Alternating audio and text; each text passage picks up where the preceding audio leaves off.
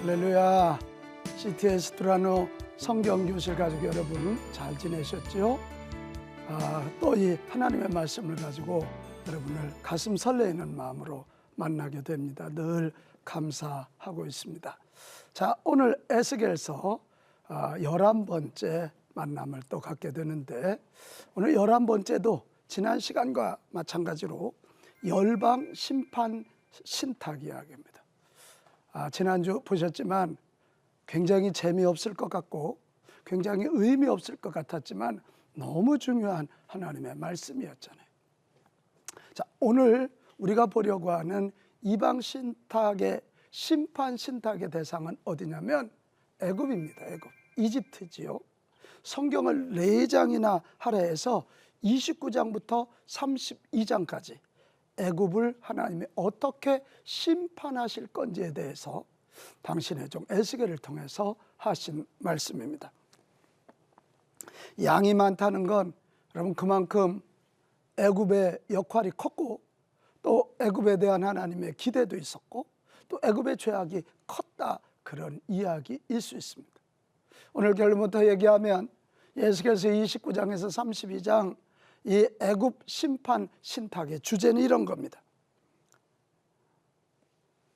언약의 백성 이스라엘을 심판하시는 하나님은 강대국 제국 애굽도 심판하신다, 이것입니다.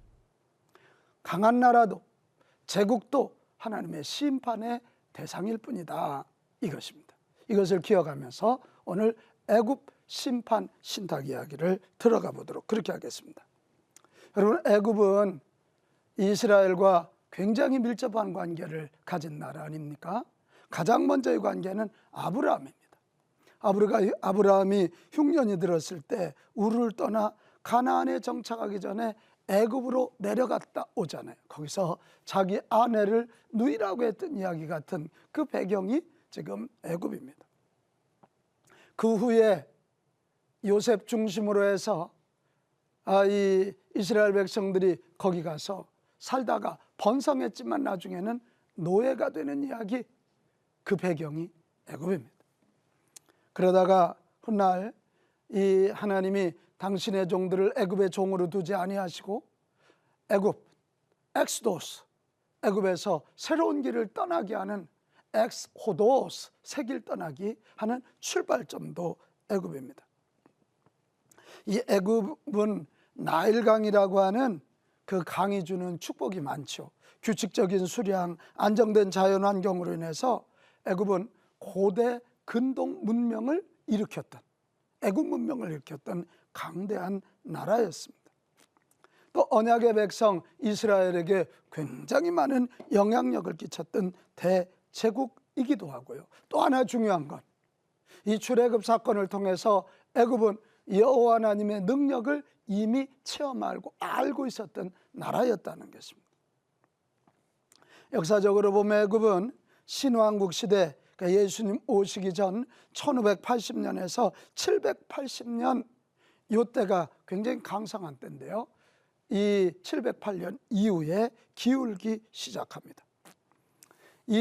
그 당시 왕조가 세팅 왕조인데요, 이 세팅 왕조의 두 번째 왕 느고, 여러분도 한번 들어보셨을 거예요. 이 느고가 무기토 전쟁에서 유다의 요시야 왕을 죽입니다. 그리고 잠시 동안 팔레스틴을 점령합니다. 하지만 주전 605년 유프라테스 강가 갈그미스 전쟁에서 느부갓네살 왕에게 이 느고가 패합니다. 그래서 애굽으로 후퇴하는데요, 그 후 느고 왕의 손자인 호프라라고 하는 왕이 있습니다. 이 호프라가 잠시 시드기야를 도와 유다에 영향을 미쳤지만 주전 605년 그의 후계자 아마시아에게 살해를 당하면서 이 왕권을 빼앗기게 되는 그런 이야기입니다. 결국 애굽은 과거의 전성기를 다시는 회복하지 못하고 주변 세력으로 존속하다가 이 헬라의 알렉산더 대왕에게 완전히 멸망해 버리고 맞게 됩니다. 자, 이 애굽의 심판 신탁을 7가지 신탁을 가지고 오늘 설명하고 있는데요, 먼저 29장 1절에서 16절이 과거의 전성기를 잃어버릴 애굽 이야기입니다. 과거의 전성기를 애굽은 잃어버릴 거다, 그런 신탁입니다. 애굽 사람들과 짐승들은 칼로 끊어질 것이고 전쟁으로 끊어질 것이고 애굽의 모든 영토가 40년 동안 황폐하여질 것이다. 이게 제1신탁입니다. 무섭지요? 그 이유가 뭐냐? 두 가지인데, 하나는 바로의 교만함 때문이다. 여러분, 열방 심판 신탁에 계속 나오는 게 교만입니다. 교만. 오늘 3절 29장 3절에 보면 애굽의 바로 왕이여 내가 너를 대적하노라. 너는 자기들의 강들 가운데 누운 큰 악어라. 스스로 이르기를 나의 이 강은 내 것이라 내가 나를 위하여 만들었다는도다. 무슨 강을 바로가 만들어요? 하나님이 만드셨지. 그 나일강의 풍부함 때문에 교만해졌어요. 그래서 하나님을 대적하는 거예요. 하나님을 대적하고 이길 자가 어디 있어요? 하나님을 대적하고 이길 나라가 어디 있어요? 여러분, 너무 세상 두려워하지 마세요. 하나님 대적하는 나라는 반드시 망하고 반드시 하나님 대적하는 공동체는 무너집니다. 하나님을 대적하는 사람, 회개하고 돌아오기 전에는 망합니다. 결국 그들은 나일강에서 추방될 것이라 이렇게 말하고 있는 것입니다. 여러분, 우리 기억하자고요. 우리는 만물의 주인이 아니라 청지기예요. 우리는 만물의 주인이 아니라 청지기다. 다시, 우리는 만물의 주인이 아니라 청지기라는 사실을 꼭 기억해야 돼. 애굽이 청지기라는 걸 잊어버리고 주인 노릇하라 그럴 때 하나님의 심판이 임했습니다. 우리가 가지고 있는 지식, 건강, 물질, 사회, 경제, 정치적 이득, 이런 거 다 잠깐 맡겨진 거예요. 그것 때문에 교만해지면 망해요. 청지기직을 놓치면 심판을 당한다. 이것을 기억해야 해요. 또 애굽이 망하게 된 또 하나 이유는, 첫 번째는 교만이라 그랬죠. 두 번째는 바로와 애굽은 이기적 행위를 반복했기 때문이다. 그래서 바로는 사람 이름이 아니에요. 애굽 황제를 통칭하는 용어예요. 로마 황제를 통칭한 걸 가이사 카이저라 그러잖아요. 이 애굽의 황제를 통칭하는 말이 바로 파라오입니다. 파라오. 근데 이 파라오들이 애굽의 황제들과 애굽이 이기적인 행위를 반복하는데, 이것은 뭐냐면 애굽과 이스라엘이 여러 번 동맹을 맺지만 어려움을 당할 때마다 이스라엘을 배신해. 하나님의 백성을 배신하는 거예요. 하나님의 백성을 배신하여 치명적인 상처를 입히게 됩니다. 자, 그 다음에 오늘 29장 17절에서 21절에 보면 두 번째 신탁이 나오는데요. 이 애굽을 심판할 때 하나님은 느부갓네살이라고 하는 바벨론 황제를 사용하신다, 그런 이야기입니다. 지난 시간에도 얘기했지만 이건 놀라운 선언이에요. 여러분, 세계적으로 정치적으로 보면 유다는 정말 눈꼽만 해요. 근데 바벨론은 저 터키, 메소포타미아, 지금 뭐 애굽까지 다 점령한 초강국이거든요. 옛날에는 그 나라가 망하면 그 나라 신이 힘이 없다고 생각을 했거든요. 근데 오늘 하나님은 선지자 에스겔을 통해서 내가 힘이 없는 게 아니야, 저 교만하고 배반자라는 애굽을 내가 치는데 느부갓네살을 내가 도구로 이용한다는 거예요. 자, 이 대단한 신학적인 선포입니다. 여호와 하나님은 바벨론의 황제 느부갓네살을 회초리로 쓰실 수 있는 그런 분이시다, 이것입니다. 결국 느부갓네살이 애굽을 공격해서 애굽이 그렇게 자랑하던 부와 소산이 노략당하고 도시는 불타게 됩니다. 백성들은 칼에 피를 흘리게 됩니다. 찬란스러웠던 제국, 애굽 제국이 결국 수치스러운 파멸을 면치 못하게 되는 것입니다. 우리가 믿는 하나님이 어느 여러 신 중에 하나가 아니에요. 온 우주를 창조하시고 지금도 온 우주를 경영하고 계시는 하나님이시다, 이게. 여러분, 그런 하나님의 자녀된 자부심을 갖고 오늘도 일어나세요. 너무 주저앉아 있지 마세요. 눈에 보이는 환경 여건 때문에 주저앉지 마시라고 힘을 내세요. 그 다음에 30장 1절에서 19절에 보면 세 번째 애굽 심판 신탁이 나오는데 이것은 뭐냐면 언약 백성을 포함한 애굽과 동맹한 모든 자들의 파멸 이야기. 그러니까 애굽만 심판하신 것이 아니라 애굽과 동맹을 맺은 주변 나라도 하나님이 파멸시킬 거라, 이런 얘기입니다. 나일강을 따라 펼쳐진 옥토가 박탈될 것이고요. 또 애굽이 자랑하는 멤피스 우상들과 신들이 파괴될 것이고요. 신으로 여겨졌던 왕자들, 애굽은 태양신이잖아요. 그래서 이 황제 바로를 태양신으로 섬겼어요. 신으로 여겨졌던 왕자들이 끊어질 것이고, 요새가 무너지고 젊은이들이 전쟁으로 죽을 것이고, 성읍의 거민들이 포로가 될 것이에요. 그리고 또 하나, 애굽과 동맹을 맺었던 바드로스, 신, 노, 아웬, 비베셋이라고 하는 주변 나라들도 함께 망할 거라는 거예요. 여러분, 하나님의 심판은 악을 행한 개인뿐만 아니라 그와 연관된 모든 것들, 그리고 그와 함께한 모든 자들도 포함한다는 사실이에요. 그래서 이 대목에서 우리가 기억해야 돼요. 무엇이요? 우리가 만남의 복이 있어야 돼요. 악한 자와 만나는 걸 조심해야 돼요. 악인의 자리에 앉는 것을 조심해야 돼요. 의인과 교제하기를 힘써야 되고, 하나님의 백성들과 교제하기를 힘써야 돼요. 믿음의 형제들과 아름다운 공동체를 이루어야 돼요. 저는 그런 꿈을 꿔봐요. 이 아브라함과 그 천사의 대화 아시잖아요. 의인 10명만 있어도 저 소돔 고모라를 멸망시키시겠습니까? 아니라 그랬잖아요. 오늘 우리가 여러 사람과 좋은 관계를 맺는 것도 중요하지만, 의인들, 누가 의인인가요? 예수 그리스도의 십자가를 통해서 죄 사함 받고 하나님의 자녀된 자들이에요. 부활의 능력을 믿는 자들이에요. 성령의 기름 부으심이 있어서 그 안에 하나님을 모신 걸어다니는 성전들, 하나님 나라를 맛본 사람들, 그들이 의인들이잖아요. 이 의인들이 다시 만나서 아름다운 공동체 만들었는데, 그게 교회잖아요. 교회가 다시 일어나야 돼요. 교회를 정말 주님의 교회로 다시 일으켜서 천국 열쇠를 가진 정말 존엄하고 영광스러운 공동체로 만들어가서 그 의인 10사람 때문에, 주님의 교회 때문에 이 땅에 심판이 아니라 하나님의 복이 임하게 해야 된다는 사실. 코로나로 어려워진 한국교회가 살 길이 뭘까요?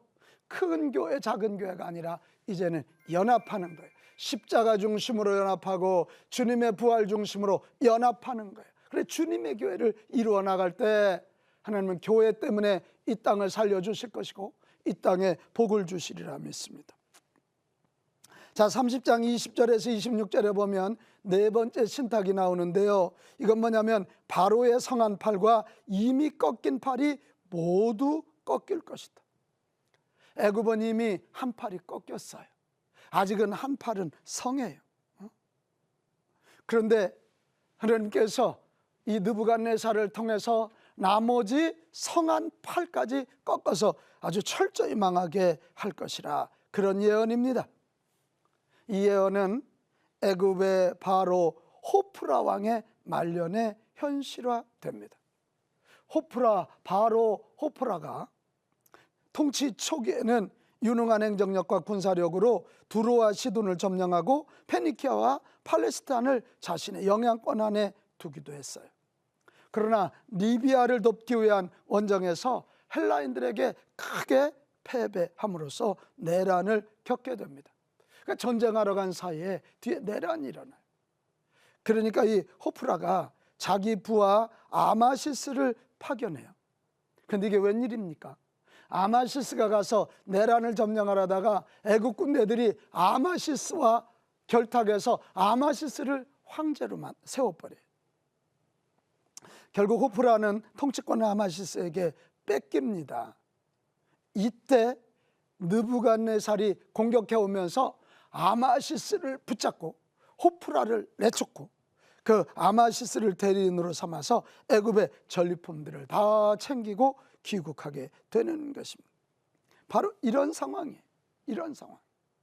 이미 꺾여 있던 팔, 아직 성한 팔까지도 느부갓네살에 하나님이 쓰시는 도구인 느부갓네살에 의하여 꺾이게 되는 것입니다. 애굽은 결국 내분으로 인해서 열국 중에 흩어지게 되고 열방 중에 헤쳐지며 바로왕 앞에서 고통당하는 두 팔 다 꺾인 비참한 신세가 되는 것입니다. 근데 기가 막힌 건 유다가 망해갈 때 그렇게 에레미야 선지자 에스겔이 애굽과 동맹을 맺으면 안 된다, 애굽과 동맹을 맺으면 안 된다, 바벨론에 행복하는 게 하나님 뜻이라 그렇게 예언했지만 거짓 예언자들의 이야기를 듣고 유다의 왕 시드기야가 애굽과 동맹을 맺지 않습니까? 그것 때문에 시드기야 왕자들은 죽임을 당했고 시드기야는 두 눈을 빼임을 당하는 그런 처절한 실패를 맺는 것입니다. 자, 오늘 이 네 번째 신탁을 보면서 무슨 생각이 드세요? 세상살이 하면서 한 팔이 꺾일 수 있어요. 아마 꺾여 있는 분들 많을 거예요. 그때 성한 한 팔까지 꺾이면 안 돼요. 이 성한 한 팔을 가지고 꺾인 팔을 회복시키려고 해본들 꺾인 팔도 다치고 성한 팔도 다쳐. 뭔 얘기입니까, 여러분? 이럴 때 아직 성한 이 팔이 해야 할 일이 뭐냐? 망해가는 애굽을 붙잡는 것도 아니고 하나님이 쓰시는 도구를 붙잡는 것도 아니에요. 성한 팔을 가지고 우리가 해야 할 일은 여호와 하나님을 붙잡는 거예요. 하나님은 독생자 예수 그리스도를 십자가에서 속죄양으로 죽이시면서까지 우리를 사랑하시는 분이잖아요. 우리가 돌아오기를 기다리시는 분이잖아요. 그런 하나님의 마음을 안다면 우리가 얼른 성한 팔 하나를 내밀어서 하나님을 꽉 붙잡으셔요. 그러면 하나님이 오셔서 우리 성한 팔뿐만 아니라 꺾인 팔도 회복시켜 주실 것이다, 이것입니다. 수고하고 무거운 짐진 자들아 다 내게 오라, 내가 너희를 쉬게 하리라. 하나님 품 안에만 진정한 쉼이 있는 것이라. 자, 이제 31장으로 넘어가면 다섯 번째 신탁이 나오는데 이 31장은 백향목 같았던 아수르의 멸망 이야기입니다. 왜 애굽 심판 이야기를 하면서 갑자기 아수르 얘기를 할까요?